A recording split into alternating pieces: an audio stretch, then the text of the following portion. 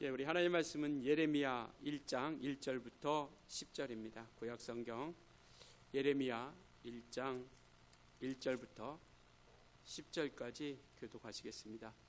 1050페이지요.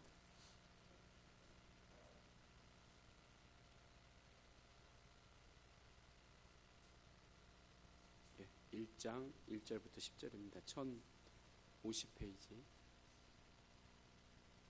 교독하시겠습니다. 베냐민 땅 아나돗의 제사장들 중 hil기야의 아들 예레미야의 말이라. 아몬의 아들 유다 왕 요시야가 다스린 지 13년에 여호와의 말씀이 예레미야에게 임하였고, 요시야의 아들 유다 왕 여호야김 시대부터 요시야의 아들 유다의 왕 시드기야의 11년 말까지 곧 5월에 예루살렘이 사로잡혀 가기까지 임하니라. 말씀이 내게 임하니라. 이르시되 내가 너를 모태에 짓기 전에 너를 알았고, 내가 배에서 나오기 전에 너를 성별하였고, 너를 여러 나라의 선지자로 세웠노라 하시기로, 내가 이르되 슬프도소이다.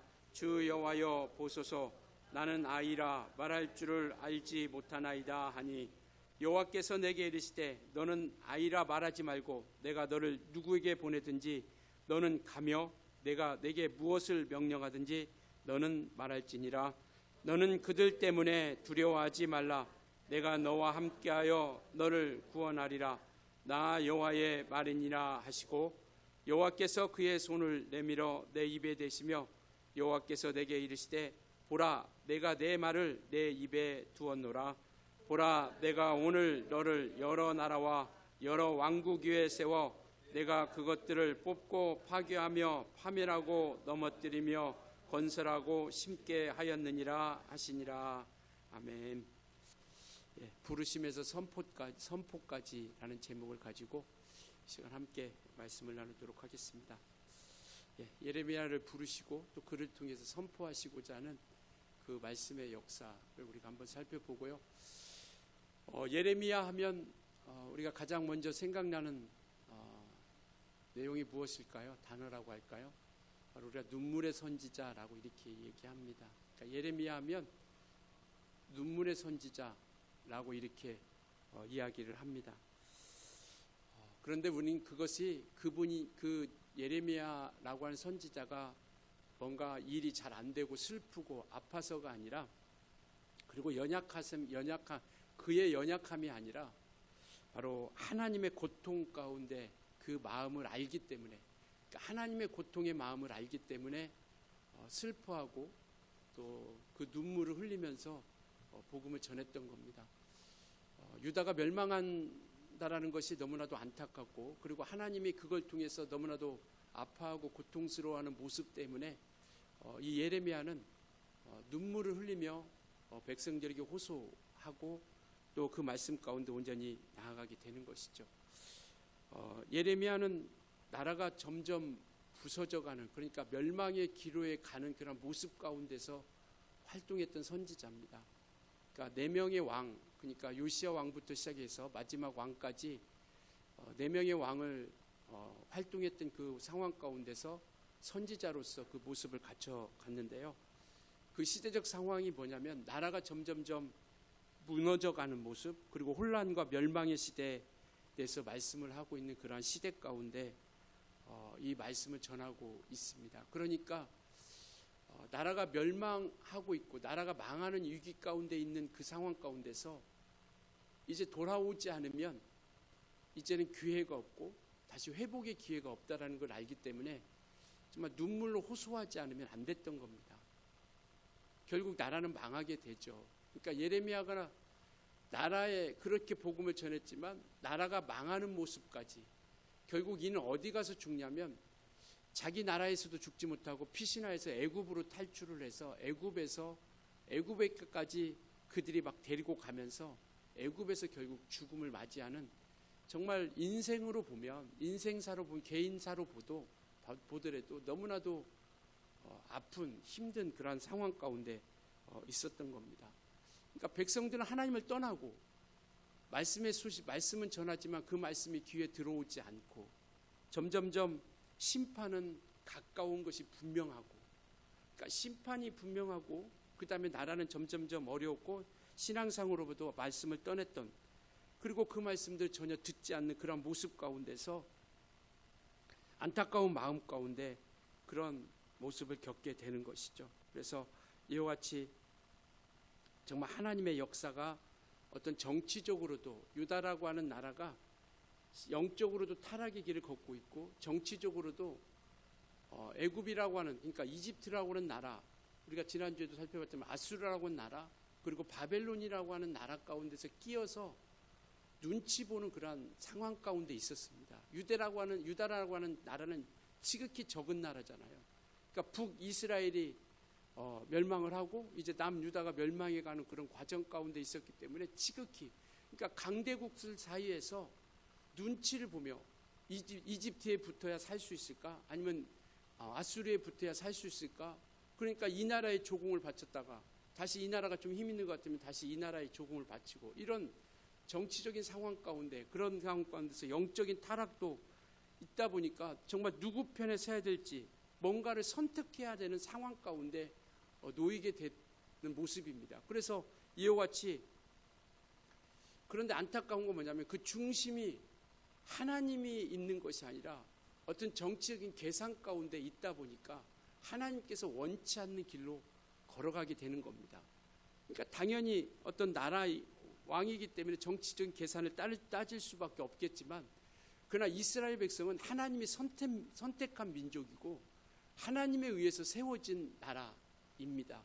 그러니까 어떤 그들이 누군가가 모여서 나라를 세워야 되겠다는 것이 아니라, 하나님이 이와 같이 아브라함의 자손을 통해서 민족을 이루셨고, 때가 되면 그 민족을 통해서 땅도 없는 그곳에 가나안 땅을 들어가게 하셔서 그 땅에서 이와 같이 나라를 세워주신 거예요. 그래서 우리가 이스라엘 백성들은 선민이라 이렇게 이야기합니다. 그러니까 하나님이 선택한 민족이고 택한 나라인 것이죠. 그러니까 그렇게 그 나라를 통해서 하나님의 일하심과 살아계심을 보여드리고 그 제사장 나라로서 그 일을 감당하기를 원하는데, 그런 상황이, 정치적인 상황이나 외교적인 상황이 너무나도 좋지 않다 보니까 사람의 생각이 앞서게 되는 것이죠. 이게 살아남기 위한 어떤 몸부림, 그런 사람의 판단이 앞서다 보니까 점점 더 악수가 되는 거죠. 그러니까 하나님 보시기에 옳지 못한 모습 가운데 서 가게 되는 겁니다. 이러한 상황 가운데서 하나님이 누구를 선택했냐면 이 예레미야고 하는 이 상황 가운데 예레미야를 선택하게 되는 것이죠. 그래서 이와 같이 하나님께서 예레미야를 선택하는 그 모습이 이와 같은 정치적으로도 또 영적으로도 온전치 못한 그런 모습입니다. 그래서 이와 같이 하나님께서 그 예레미야를 부르셨고 또 그에게 하나님의 말씀을 맡기신 거죠. 2절에 보니까 이렇게 말씀하고 계세요. 아몬의 아들 유다 왕 요시야가 다스린 지 13년에 여호와의 말씀이 예레미야에게 임하였다라고 이렇게 말씀하고 있습니다. 예레미야를 부르고 그 다음에 그에게 말씀을 주셔서 정말 그 말씀을 통해서 이들이 돌아오기를 바라는 겁니다. 그래서 그가 전했던 메시지는 간단합니다. 애굽을 의지하지 말고 하나님을 의지하라라는 겁니다. 그러니까 이방을 의지하지 말고 하나님을 의지하고 하나님 앞에 온전히 서기를 바라는 것이죠. 그리고 또 하나는 뭐냐면 돌이키지 않으면 망한다라는 겁니다. 지금도 마찬가지죠. 일관되게 우리에게 말씀하고 있는 것은 뭐냐면 하나님을 의지하지 말고, 이방을 의지하지 말고 하나님을 의지하는 것이고, 두 번째는 뭐냐면 돌이키지 않으면 망한다라는 겁니다. 그러니까 예레미야가 이쁨을 받을 수가 없는 거죠. 보통 선지자는 잘 된다, 온전하게 되고 성공할 수 있다라고 해야 되는데, 나라가 망한다고 이야기하는 선지자를 어떤 사람들이 좋아하겠습니까? 그러니까 예레미야는 미움과 이런 것들을, 조롱을 몸에 안고 그 활동을 했던 거예요. 그러니까 목숨 걸고 그 모든 일들을 감당하기 시작하게 된 겁니다. 그런데 백성들은 돌이키지 않고 결국 멸망으로 향하는 모습이 바로 이 예레미야 선지자를 통해서 말씀을 하고 있는 것이죠. 그래서 오늘 시작은 바로 이와 같이 예레미야가 태어나기 전에 이미 부르심을 받았다라고 이렇게 말씀하고 있습니다. 5절에 보니까 이렇게 말씀하고 계세요. 예레미야는 어떤 인물이냐면, 내가 너를 모태에 짓기 전에 너를 알았고 내가 배에서 나오기 전에 너를 성별하였고 너를 여러 나라의 선지자로 세웠노라, 이렇게 말씀을 하고 있죠. 이는 그의 사역이 굳이 이 말씀을 하고 있는 것은, 하나님께서 이렇게 말씀하고 있는 것은 뭐냐면 이 모든 예레미야의 사역이 우연이 아니다라는 것을 이야기하는 겁니다. 그러니까 멸망이라고 하는 이야기를 하는 것은 우연이 아니라, 그의 생각이 아니라 하나님께서 그에게 이 말씀해 주셨고 하나님의 계획 가운데 있다라는 것을 알고 깨닫게 하기 위해서 이와 같이 네가 모태에 짓기 전에 내가 너를 알았고 배에서 나오기 전에 너를 선택했다라고 이렇게 말씀을 하고 있는 겁니다. 그래서 이들이 말을 듣지 않는 그 말씀 가운데는 예레미야의 말이 아니라 하나님의 말씀이라고 하는 것을 이들에게 깨닫게 하고 알게 하고자 하는 것이죠. 그래서 하나님은 그를 특별히 구별하여 주셨다라는 것. 우리가 예레미야를 통해서 이와 같이 그러한 것을 통해서 하나님의 부르심을 받은 자라고 하는 것, 그리고 그것뿐만 아니라 감당할 수 있는 힘을 주셨다라는 것, 이것이 우리의 믿음이 되어졌으면 좋겠습니다. 저와 여러분은 하나님께서 부르신 자입니다. 그리고 뿐만 아니라 하나님께서 우리에게 힘과 능력도 함께 주시는 것이죠. 그래서 요한복음 1장 12절에 보면 영접하는 자 곧 그 이름을 믿는 자들에게는 하나님의 자녀가 되는 권세를 주셨다라고 이렇게 말씀을 하고 있습니다. 그러니까 이와 같이 예레미야도 보내면서 그를 부르시면서 하나님이 부르시고 선자로 세운 것으로 끝나지 않고 그 능력과 힘을 감당할 수 있는 힘을 주셨다라는 겁니다. 그렇지만 아까도 말씀드렸던 것처럼 망한다라는 것을 예언하는 선지자는 많지 않죠. 그런데 그런 예언을, 그런 말씀을 전파하다 보니까 그의 삶은 일평생 생명에 대한 위협, 때때로는 경고하고 그만하라고 이야기하는데도 그 말을 멈추지 않으니까 옥에 가두기까지 합니다. 예레미야 38장에 보면 그를 옥에 가두기까지 하고, 심지어는 뭐라고 하냐면 매국노라라고 하면서 이와 같이 멸시와 그런 모멸과 그런 조롱을 일삼게 되는 것이죠. 그러니까 당연히 고립될 수밖에 없는 거예요, 혼자. 그러니까 정말 선지자라고 하는 사람이 나라가 멸망한다고 얘기하는, 곧 망한다, 이제는 곧 망하는 때가 온다, 빨리 돌이켜라라고 이야기하는 그 모습 가운데서 이 사람들은, 그런데 또 그때 마침 그때 상황 가운데 또 거짓 선지자들은 망하지 않는다라고 이야기하는 거죠. 그러니까 오늘날 우리 대한민국이 망한다, 아니면 망하지 않는다, 누구 말을 듣겠습니까? 누구 말을 그러니까 망한다라고 하는 것을 듣고 싶지 않은 거예요. 이 이스라엘 백성들도 망한다라는 예레미야의 선지자보다는 망하지 않는다, 야 곧 회복된다, 곧 회복돼, 2년만 있으면 회복돼, 몇 년만 있으면 회복돼, 이러한 소리에 이와 같이 기구리는 그런 모습 가운데 계속 조롱하는 것이죠. 그렇지만 이 예레미야는요, 끝까지 그 부르심 가운데서 끝까지 붙들어 가는 겁니다. 그러니까 그를 힘있고 그를 버틸 수 있게 하는 힘이 뭐냐면 하나님의 부르심이라는 거예요. 저와 여러분이 이 믿음의 생활, 이 삶을, 신앙의 삶을 살아가는 힘이 뭐냐? 그게 주님께서 우리를 부르셨다라는 것이고 우리에게 하늘의 소망을 주셨다라는 것을 말씀을 하고 있죠. 그러니까 상황만, 또 현실만, 이런 현실만 바라보면 낙담할 수밖에 없습니다. 그러나 감사한 것은 뭐냐면 이 예레미야도 그가 부르셨다라는 것을 잊지 않았다라는 거예요.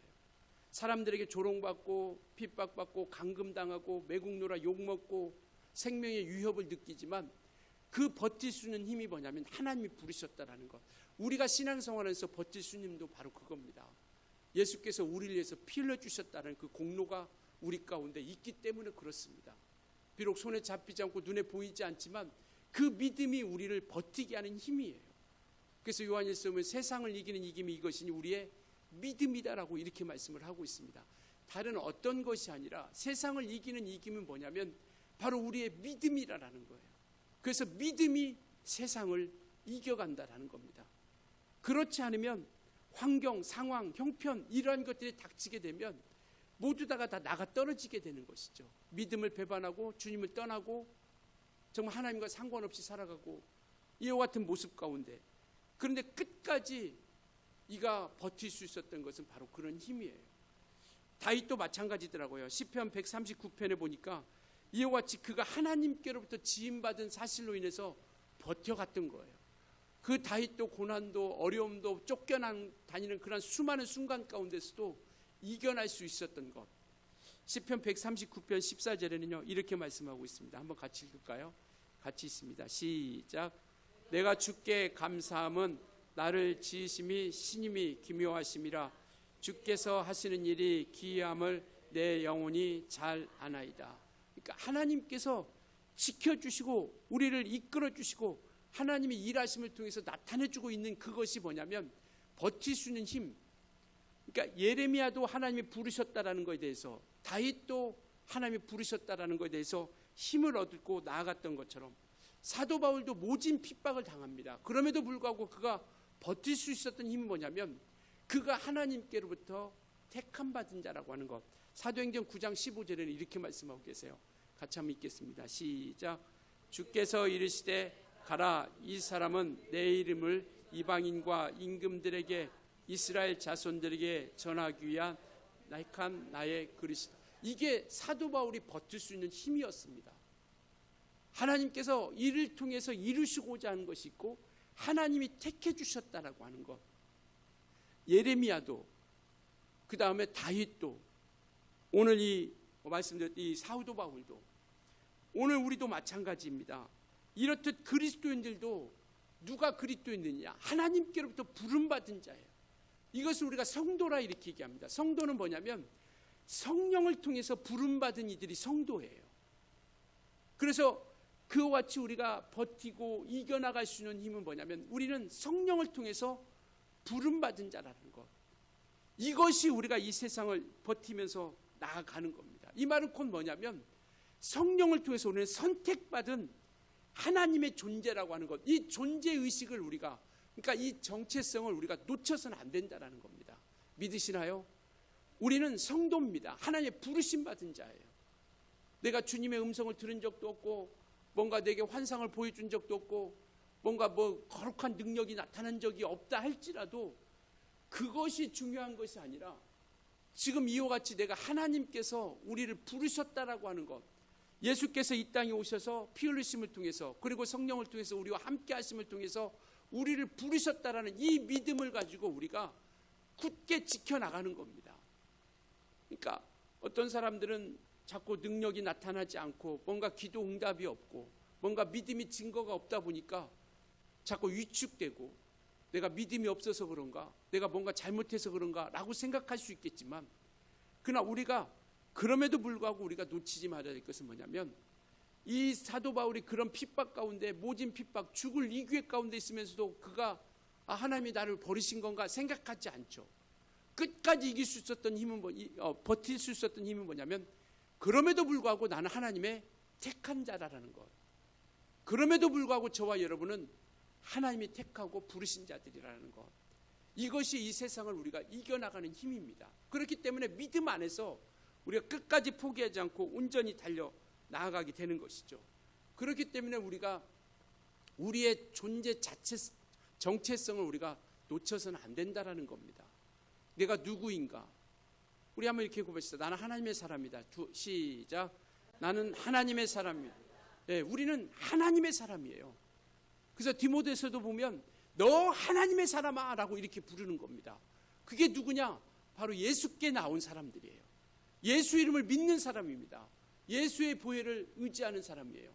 어떤 특별한 사람만 하나님의 사람이 아니라 지금 이곳에 앉아있는 저와 여러분이 바로 하나님의 사람이라는 것. 그래야 우리가 온전한 믿음의 길을 걸어갈 수 있는 겁니다. 나는 하나님이 나를 부르시도 않고 택하지도 않은, 그러니까 자꾸 우리의 생각 가지고 살아가는 거죠. 그러니까 우리 아버지의 자존심을 건드리지 않고 그에게 무한을 주지 않기 위해서 비록 아버지가 나와 함께 따라다니지는 않지만, 지난주에도 말씀드렸지만 우리가 아버지의 얼굴에 먹칠하지 않으려고 하는 거예요. 우리 부모님의 얼굴에 먹칠하지 않으려고 우리가 온전하게 살아가는 겁니다. 같이 안 다녀요. 우리 아버지 어머니가 같이 안 다닙니다. 그럼에도 불구하고 그렇게 온전하게 살아가려고 하는 것은 혹 내가 잘못하면 누가 될까 봐서, 부모님에게 누가 될까 봐서 그렇게 욕먹지 않으려고 살아가는 거죠. 오늘 우리가 이와 같이 하나님의 사람이라고 하는 그 존재 이유를, 그 정체성을 가지고 우리가 살아가는 것은 뭐냐면 누가 되지 않도록, 그래서 우리는 늘 믿음으로써 그와 함께 온전히 나아갑니다. 그래서 삶을 통해서 하나님의 거룩하심을 나타내는 거예요. 우리가 누구인지를 알아야, 내가 어떤 정체성을 가지고 있는지를 알아야 삶 가운데서 우리가 그렇게 온전하게 주님을 드러내면서 우리가 나타낼 수 있게 된다는 것이죠. 그렇지 않으면 그냥 막 살아가는 거예요. 세상 사람처럼. 내가 하나님의 사람이라고 하는 것을 자꾸 놓치고 있게 되면. 그래서 바울은요, 그 힘으로 이겨간 거고, 이 예레미야도 오늘 그 힘으로 이겨가는 겁니다. 하나님이 이렇게 부르셨고, 내가 모태에 있기 전에, 그리고 내가 뱃속에서 나오기 전에 하나님이 나를 택해 주셨구나. 그러니까 매국노라 욕해도, 생명의 위협을 느껴도, 옥에 갇혀도 끝까지 포기하지 않고 이 말씀, 돌아와야 된다. 돌아와야 된다. 그렇지 않으면 망한다라고 하는 것을 끝까지 선포했던 거예요. 왜? 하나님께서 그 말씀을 그 입에 주셨기 때문에 그것을 끝까지 증거하고 전하고 날아갔던 겁니다. 그럼에도 예레미야는요, 하나님의 지시인가 부르심에도 불구하고 이와 같이 처음에는 두려워함 가운데 나아가지 못했죠. 이와 같이 내가 너 뱃속에서 지키 전에도 이렇게 계속 말씀해 주셨음에도 불구하고 하나님께서 그를 딱 부르셨을 때 이는 주저했어요. 바로 그 말씀이 5절입니다. 5절에 이렇게 얘기하고 있어요. 5절에 보면 내가 너를 선자로 세웠다라고 말씀하시고, 6절에 그렇게 말씀하시니까, 하나님 말씀하시니까 6절에 예레미야가 이렇게 얘기합니다. 같이 읽겠습니다. 시작. 내가 이르되 슬프도소이다. 주 여호와여 보소서. 나는 아이라 말할 줄을 알지 못하나이. 그러니까 이 말은 뭐냐면, 나는 못합니다. 나같이 부족하고 연약한 자가 어떻게 할 수 있겠습니까? 정말 이러한 일을 어떻게 감당할 수 있겠습니다라고 있겠습니까? 이게 인간의 마음이잖아요. 우리가 주의 일할 때도 많은 사람들이 그렇게 생각하잖아요. 나 같은 자가 나는 잘 모르고, 내가 교회 다닌 지 얼마나 됐다고, 아니면 내가 얼마나 가르치지도 못하고 얼마나, 이런 생각들을 하게 되는 거죠. 이게 누구나 다 인간의 공통된 마음이잖아요. 이 예레미야도 마찬가지예요. 하나님이 그렇게까지 말씀해 주셨음에도 불구하고 자신의 어떤 결점, 능력의 한계, 미숙함을 먼저 보기 때문인 거죠. 그러니까 우리 인간들이 똑같은 마음입니다. 그러니까 부족함이 없다라는 게 아니에요. 그것만 바라보기 시작하면 서갈 수 없다라는 거예요. 이 세상에 부족하지 않은 사람이 누가 있습니까?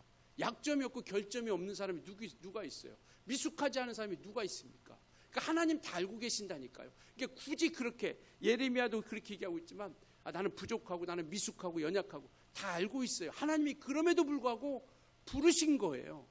뭔가 뛰어나서가 아니라. 그래서 고린도전서 1장이 뭐라고 얘기합니까? 하나님의 부르심을 보라. 능한 자가 많지 않고 지혜로운 자가 많지 않고 부한 자가 많지 않고 온전치 못한 자가 많지 않다라고 이렇게 얘기하고 있잖아요. 왜?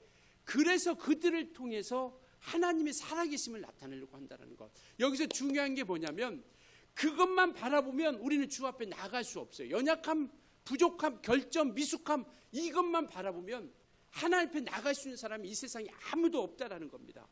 이와 같이 그것을 바라보지 말고 우리가 하나님을 바라보고 말씀하고 있는 거예요. 먼저 우리가 바라봐야 할 것이 무엇인가. 모세 같은 사람도요, 정말 그렇게 온전한 자라고 여겼던 모세 같은 사람도 모세를 부르실 때 그 자체도, 그 모세도 하나님 앞에 지극히 부족하다라고 하는 것을 이야기하고 있죠. 출애굽기 4장 10절 한번 볼까요? 이스라엘 백성들을 이제 이끌어내려고 모세를 통해서 부르시는데 모세가 이렇게 얘기합니다. 같이 읽습니다. 시작. 모세가 여호와께 아뢰되 오 주여, 나는 본래 말을 잘하지 못하는 자니이다. 주께서 주의 종에게 명령하신 후에도 역시 그러하니 나는 입이 뻣뻣하고 혀가 둔한. 이게 무슨 얘기입니까? 나는 할 수 없으니까 나는 포기하세요. 이 뒤에 이제 계속 출애굽기 4장 뒤에 읽어보면 하나님께서 뭐라고 얘기냐면, 야, 내 형, 말 잘하는 내 형 아론을 내가 붙여줄 테니까 그런 것은 그 아론이 걱정하지 말고 네 형 아론이 이야기할 거야. 이쯤 되면은 제가 늘 얘기했던 것처럼, 그래요? 그러면 한번 해보겠습니다. 우리는 그래요. 그죠? 할렐루야. 우리는 그렇게 합니다. 모세는 뭐라고 하냐면, 보낼 만한 자를 보내소서, 이렇게 얘기해요. 그러니까 인간의 자기 모습을 바라보면 부족하다고 생각하지 않는 사람이 교만한 자죠. 흠이 없다라고 생각하는 사람이 교만한 자죠. 예레미야도 인간의 모습 보면 똑같은 거, 이 모세도 마찬가지죠. 근데 하나님께서는 조건을 바꾸시지 않아요. 조건을 바꾸시지 않고요, 시선을 바꾸게 합니다. 야, 네 모습 바라보지 말고 하나님 바라봐. 너 보면 부족하지. 그렇지만 네 시선을 하나님께로. 환경은 바뀌지 않아요. 조건은 바뀌지 않았습니다. 그런데 시선을 바꾸게 하시는 거예요. 8절, 9, 7절부터 한번 같이 한번 읽을까요? 이렇게 얘기합니다. 7절부터 8절 같이 읽습니다. 시작. 여호와께서 내게 이르시되 너는 아이라 말하지 말고 내가 너를 누구에게 보내든지 너는 가며 내가 내게 무엇을 명령하든지 너는 말할지니라. 너는 그들 때문에 두려워하지 말라. 내가 너와 함께하여 너를 구원하리라. 나 여호와의 말이니라 하시고. 너 아이라고 말하지 마. 그것만 바라보면 정말 너무나도 부족하고 할 수 없지만, 그러나 뭐냐, 내가 너를 보낸 것이다. 그리고 내가 너에게 말할 것을 줄 거야.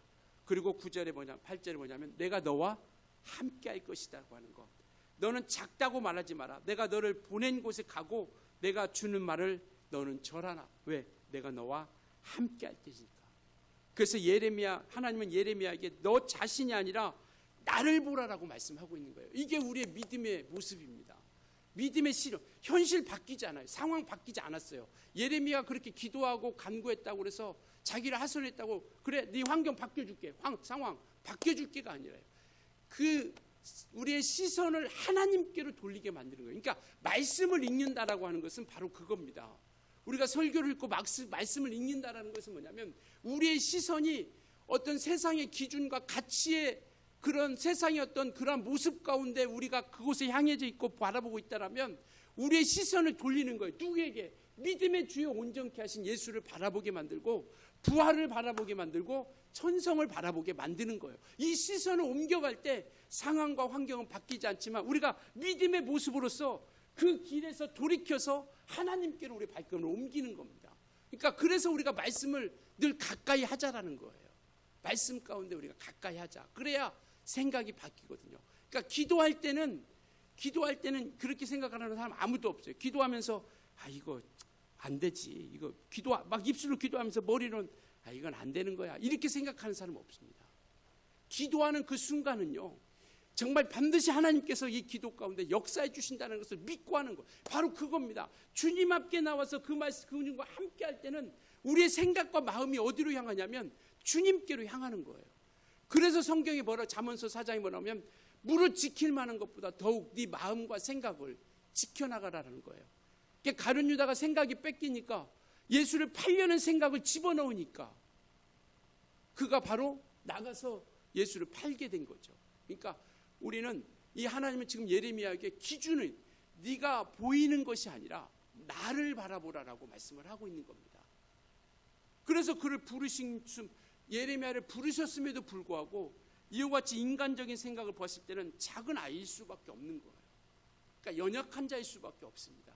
근데 하나님은 그것을 나와 함께 하시고 나를 부르시니가 너의 부족함이 아니라 나의 함께 하심을 봐라. 이것이 우리가 지금 가져야 할 믿음 아닙니까? 너의 부족함 바라보지 마.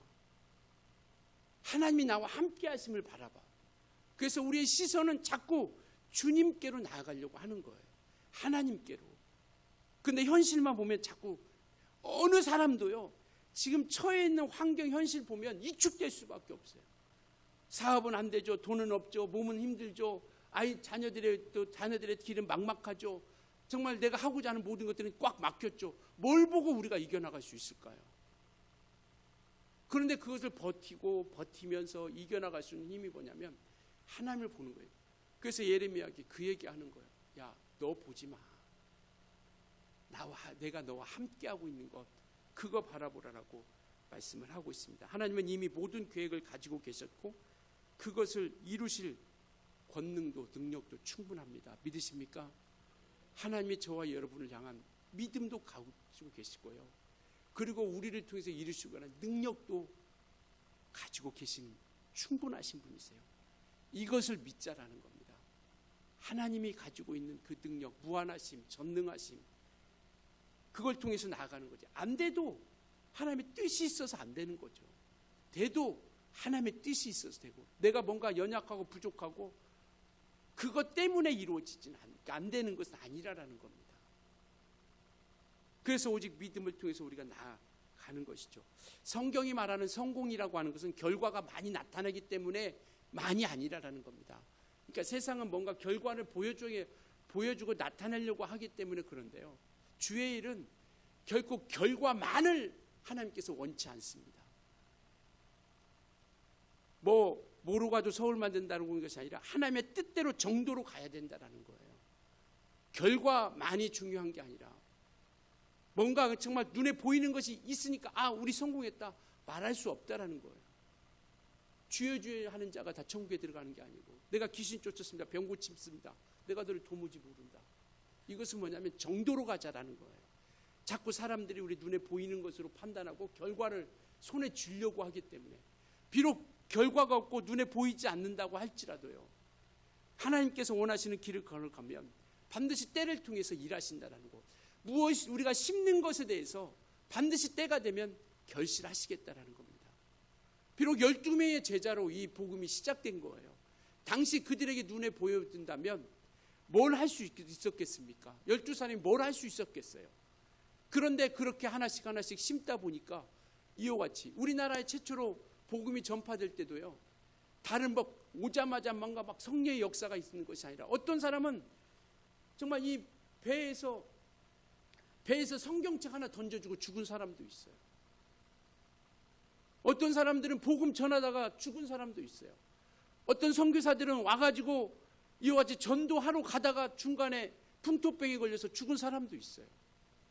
그러니까 이 모든 것들이 하나씩 쌓여가지고 우리나라가 이렇게까지 복음이 증거되고 전파됐던 수많은 선교사님들이 계셨기 때문에 그렇습니다. 그렇다고 그 사람 성경책 하나 던져준 사람이 한 일이 뭐 있냐고 뭐라고 이야기할 수 있을까요? 복음 전하러 가다가 풍토병에 걸려서 병에 걸려서 죽은 그 사람을 저 지방에 서울에 있지 않냐고, 좋은 대도시에 있지 않냐고, 지방에 구석구석 살펴보고 전도하러 가다가 죽은 사람을, 그 사람이 아무것도 한 것이 없다라고 말할 수 있겠느냐라는 겁니다. 그러니까 우리 믿음은요, 자꾸 결과만, 비록 우리가 이렇게 하고 있지만 나중에 우리가 심은 결과에 대해서는 하나님이 어떻게 나타날지 우리는 알 수 없다라는 거죠. 중요한 것은 지금 우리가 그와 같이 나아가는 것, 두 가지입니다. 신실하심이 있느냐라는 거예요. 우리가 진실한 믿음, 하나님을 믿는 그러한 진실한 믿음과 하늘에 대한 소망을 가지고 있고 순종하는 삶으로 우리가 나아가는 거냐라는 것이죠. 그러니까 우리는 신앙생활하면서 결과만, 이 믿음의 생활 그리고 신앙의 성공이 어떤 딱 나타나는 결과만을 우리가 놓고 이야기하지 말자라는 겁니다. 신실하심이 있는 것인가, 순종하는 삶으로 나아가고 있는 것인가. 그들은요, 선교사들은 배 타고 온 거예요. 비행기가 어디 있습니까? 그러니까 한 달 걸려 2달 걸려 배 타고 와가지고 복음 전하러 온 거예요. 순종하러 온 겁니다. 어떤 사람은요, 4대가 한국에서 죽은 선교사들도 있어요. 나는 다시 미국이나 영국으로 돌아가지 않고 이곳에서 복음을 전하겠다라고. 그러니까 그렇게 순종하는 모습들이 있었기 때문에 지금 저와 여러분에게까지 복음이 뿌리가 내려지기 시작한 겁니다. 그것처럼 이와 같이 이제는 우리가 포기하지 않음, 순종하는 삶, 포기하지 않음, 신실함, 이것이 우리가 가져야 할 믿음이 아닌가 싶습니다. 현재만의 우리 모습을 보지 말고 왜 일이 안 될까가 아니라 우리가 정말 하나 한 분 한 분이 우리가 함께 그렇게 달려갈 때, 필리핀에도 복음화율은 천주교가 87% 다 된다잖아요. 그러니까 당장은 눈에 보이지 않는 것 같은데요. 이번에 또 가보니까, 그전에는 연세 드신, 좀 나이 드신 목사님들이 많이 오셨었는데, 이번에 가니까 20대,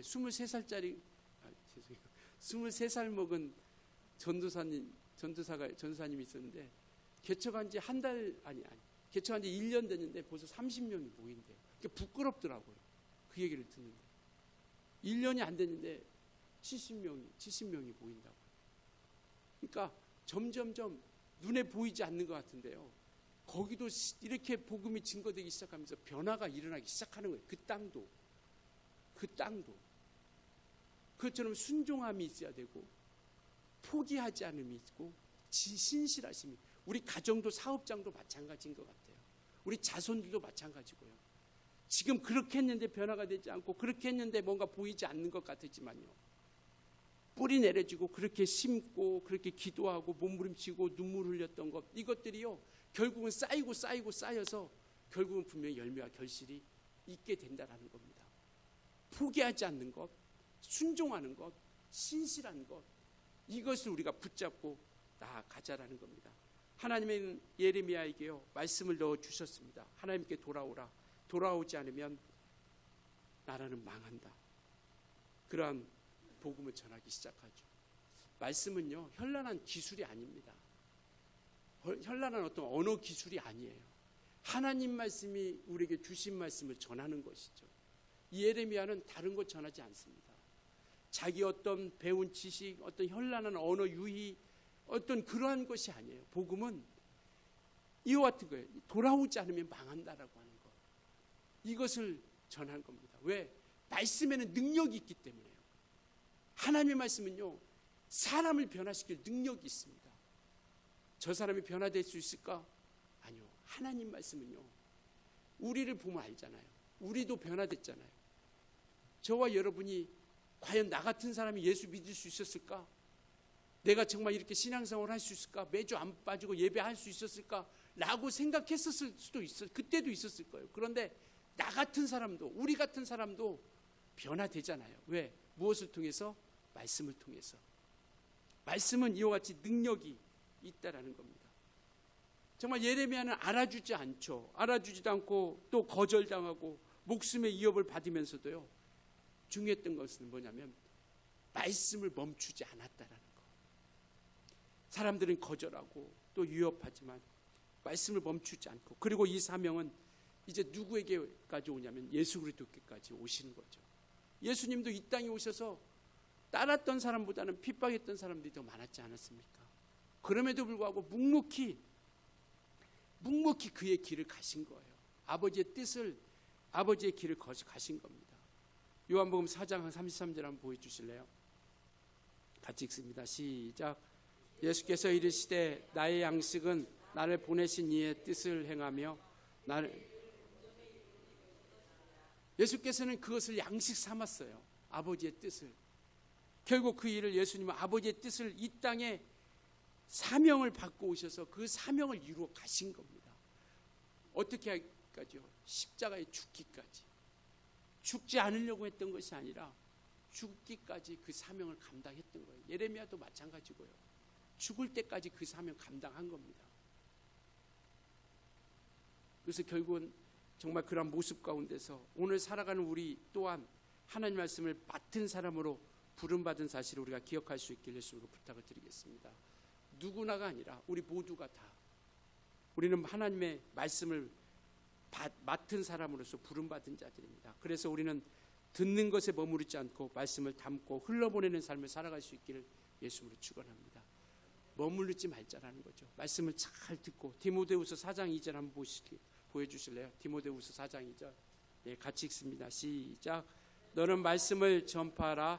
때를 얻든지 못 얻든지 항상 힘쓰라.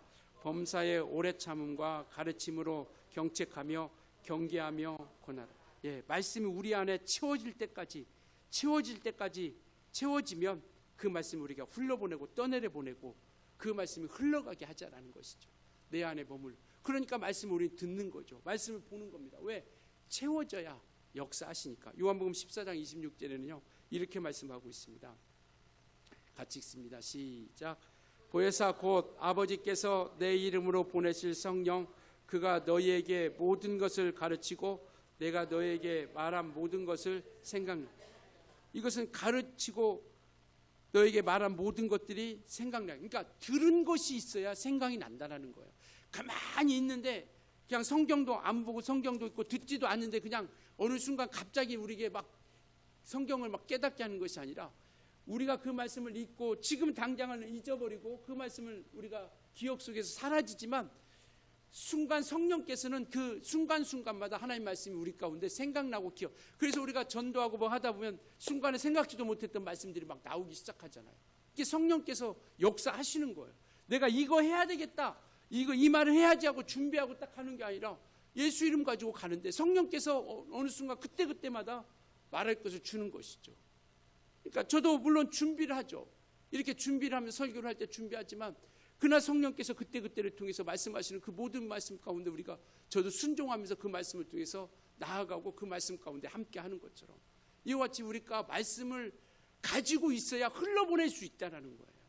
예레미야는 하나님께서 그 입에 말씀을 주셨다라고 이렇게 말씀하잖아요. 하나님께서 그 입에 말씀을 주셨고 그 주신 말씀을 통해서 흘러보낸 거예요. 말씀하신 것을 자기 얘기한 게 아니라. 그래서 우리가 이와 같이 말씀을 통해서 우리가 온전히 나가는 거. 그래서 주의 말씀을 알지 못하고 회개하지 못하는 자들에게 예레미야는요 울면서도 정말 그 백성이 돌아오기를 끝까지 외쳤다라는 거, 포기하지 않았다라는 거.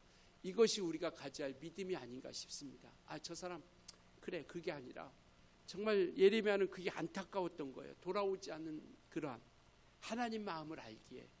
그럼에도 불구하고 포기하지 않고 울면서 끝까지 그와 같이 나아가는 것. 하나님의 마음은요 모두가 잃어버리지 않는 겁니다. 우리 마태복음 23장 한번 볼까요? 같이 읽습니다. 시작. 예루살렘아 예루살렘아 선지자들을 죽이고 내게 파송된 자들을 돌로 치는 자여, 암탉이 그 새끼를 날개 아래 모음같이 내가 내 자녀를 모으려 한 일이 몇 번이더냐. 그러나 너희가 원하지 아니하였도다. 주님의 마음이고요. 오늘 우리도 부르심 앞에 서 있다라는 사실을 우리가 기억할 수 있길 예수님으로 축원합니다. 정말 세상 속에서 말씀을 증언하고 또 잃어버린 자들, 마귀에게 빼앗겼던 잃어버린 자들을 우리가 그리스도께 인도하고자 끝없이 힘쓰는 것, 이것이 하나님의 자녀들에게 주신 사명입니다. 말씀을 전하고 정말 그리스도께서 잃어버린 자들을 다시 한번 그리스도께로 인도하는 것, 이것을 포기하지 않고 눈물로 우리가 호소하며 눈물을 흘리며 기도하며 바로 이들을 끝없이 힘쓰고 나아가는 것, 이것이 우리 하나님의 사람들의 사명이라고 하는 것, 우리 주님의 교회의 사명입니다. 전하는 것, 결과 그건 우리가 책임질 일이 아니에요. 그러나 우리가 그 사명은 우리가 책임져야 할 일입니다. 말씀을 전하고 그들에게 정말 구원이 있고 회개를 해야 생명이 있다라는 것은 우리가 맡은 사명이에요. 그 사명을 우리가 감당하자라는 겁니다. 정말 하나님 말씀을 적극적으로 증거하고 전하는 저와 여러분이 될 수 있길 예수님을 축원합니다.